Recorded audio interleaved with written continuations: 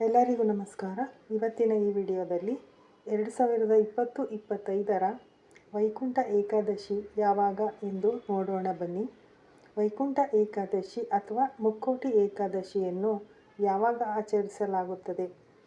ಈ ಏಕಾದಶಿಯು ಸೂರ್ಯನು ಉತ್ತರಾಯಣ ಕಾಲಕ್ಕೆ ಪ್ರವೇಶಿಸುವ ಮೊದಲು ಬರುವ ಈ ಏಕಾದಶಿಗೆ ವೈಕುಂಠ ಏಕಾದಶಿ ಎಂದು ಕರೆಯಲಾಗುತ್ತದೆ.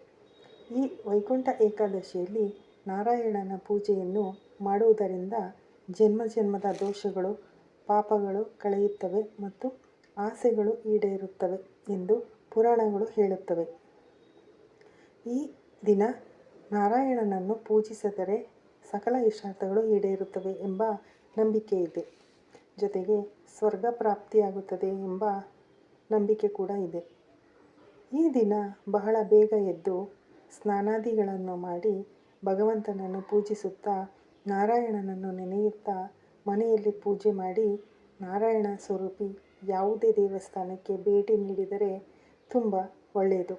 ಅಂದರೆ ವಿಷ್ಣು, ಕೃಷ್ಣ, ಶ್ರೀನಿವಾಸ ದೇವಸ್ಥಾನ, ರಾಮರ ದೇವಸ್ಥಾನ, ಹೀಗೆ ಯಾವುದೇ ದೇವಸ್ಥಾನಕ್ಕೆ ಭೇಟಿ ನೀಡೋದ್ರಿಂದ ದೇವರ ಕೃಪೆಗೆ ಪಾತ್ರರಾಗಬಹುದು.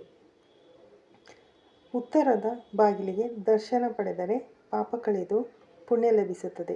ಈ ದಿನ ಉತ್ತರದ ಬಾಗಿಲಿನ ಮೂಲಕ ಸ್ವರ್ಗ ಪ್ರಾಪ್ತಿಯಾಗುತ್ತದೆ ಎಂದು ಪುರಾಣಗಳು ಹೇಳುತ್ತದೆ. ವರ್ಷಕ್ಕೆ 24 ಏಕಾದಶಿಗಳು ಬರುತ್ತವೆ.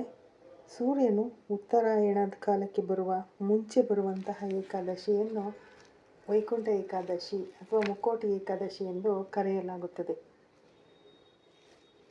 ಬರುವ ಈ ಏಕಾದಶಿಯನ್ನು ವೈಕುಂಠ ಏಕಾದಶಿ ಎಂದು ಕರೆಯಲಾಗುತ್ತದೆ. ಕೋಟಿ ಫಲ ನೀಡುವ ಏಕಾದಶಿ ವೈಕುಂಠ ಏಕಾದಶಿ ಎಂದು ಪುರಾಣ ಹೇಳುತ್ತದೆ. ಈ ವೈಕುಂಠ ಏಕಾದಶಿಯನ್ನು ಆಚರಿಸಿದರೆ ವರ್ಷದಲ್ಲಿ ಬರುವಂಥ 24 ಏಕಾದಶಿ ಪೂಜಿಸಿದ ಫಲ ಸಿಗುತ್ತದೆ ಎಂದು ಹೇಳಲಾಗುತ್ತದೆ. ಇನ್ನು 2020-25ರ ಏಕಾದಶಿಯು ಜನವರಿ 10ನೇ ಶುಕ್ರವಾರ ಬಂದಿದೆ.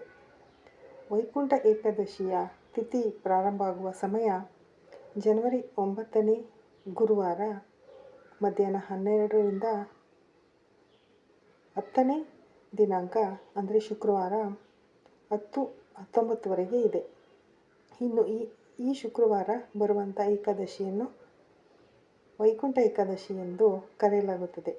ಆದ್ದರಿಂದ ಎಲ್ಲ ದೇವಸ್ಥಾನಗಳಲ್ಲೂ ಈ ಶುಕ್ರವಾರದ ದಿನ ಏಕಾದಶಿಯನ್ನು ಆಚರಿಸಲಾಗುತ್ತದೆ ಮತ್ತು ಏಕಾದಶಿ ಪೂಜೆಯನ್ನು ಮಾಡಲಾಗುತ್ತದೆ. ಈ ಸಮಯದಲ್ಲಿ ಈ ದಿನ ಎಲ್ಲರೂ ದರ್ಶನ ಮಾಡುವುದರಿಂದ, ಉತ್ತರ ಬಾಗಿಲಲ್ಲಿ ದರ್ಶನ ಮಾಡುವುದರಿಂದ ಜನ್ಮಗಳ ಪಾಪ ಕಳೆಯುತ್ತದೆ ಎಂದು ಹೇಳುತ್ತಾ ಈ ವಿಡಿಯೋವನ್ನು ಮುಗಿಸ್ತಾ ಇದ್ದೀನಿ. ಈ ವಿಡಿಯೋ ಇಷ್ಟ ಆದರೆ ದಯವಿಟ್ಟು ಸಬ್ಸ್ಕ್ರೈಬ್ ಮಾಡಿ, ಲೈಕ್ ಮಾಡಿ. ಹರೇ ಶ್ರೀನಿವಾಸ.